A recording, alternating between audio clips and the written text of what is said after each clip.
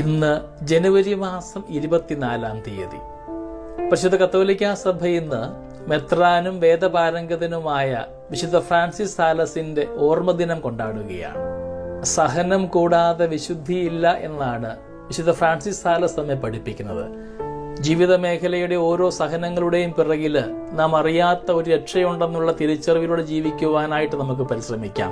സഹനങ്ങൾ ഉണ്ടാകുമ്പോൾ അവയെ പരിഭവത്തോടുകൂടെ കാണാതെ ദൈവത്തെങ്കിലേക്ക് ചേരാനുള്ള ഒരു വലിയ ഉപാധിയാക്കി സ്വീകരിക്കുവാൻ നമ്മളെ യോഗ്യരാക്കണമേ എന്ന് നമുക്ക് പ്രാർത്ഥിക്കുകയും ചെയ്യാം. മെത്രാനും വേദപാരംഗതനുമായ വിശുദ്ധ ഫ്രാൻസിസ് സാലസ് 1566 ട്രെന്റ് സൂനകതോ സ്ഥാപിച്ചിട്ട് കൃത്യം 5-ാം വർഷം ടൊറൻസ് എന്ന സ്ഥലത്ത് ഫ്രാൻസിസ് ജനിച്ചു. പാരീസിലും പാദുവായിലും വിദ്യാഭ്യാസം നടത്തിയതിനു ശേഷം 1593 ഒരു വൈദികനായി.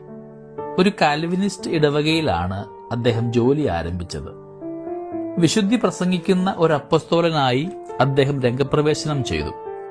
അന്ത്യം വരെ അങ്ങനെ തുടർന്നു. 1602 ഫ്രാൻസിസ് ജനീവയിലെ മെത്രാനായിട്ട് നിയമിക്കപ്പെട്ടു.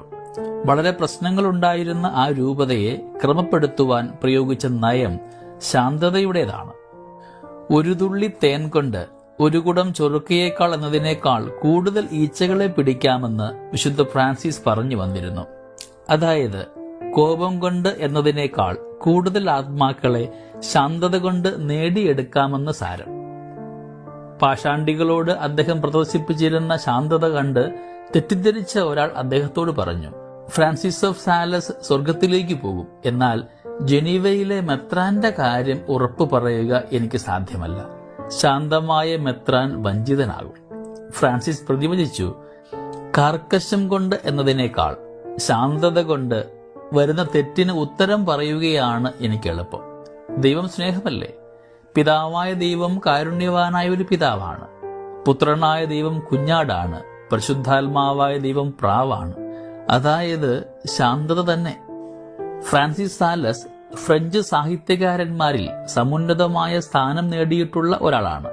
ഭക്തിമാർഗ പ്രവേശിക, സ്നേഹത്തെപ്പറ്റിയുള്ള ഉപദേശങ്ങൾ തുടങ്ങിയ അദ്ദേഹത്തിന്റെ ആധ്യാത്മിക ഗ്രന്ഥങ്ങൾ സുമധുരങ്ങളാണ്. വിശുദ്ധ ജെയിൻ ഫ്രാൻസിസ് ചന്താൾ എന്ന വിധവയുടെ സഹകരണത്തോടെ വിശുദ്ധൻ സ്ഥാപിച്ച വിസിറ്റേഷൻ സഭ അദ്ദേഹത്തിന്റെ പരിശുദ്ധിക്ക് സാക്ഷ്യം വഹിച്ചുകൊണ്ട് സജീവമായിട്ട് നിലകൊള്ളുന്നു.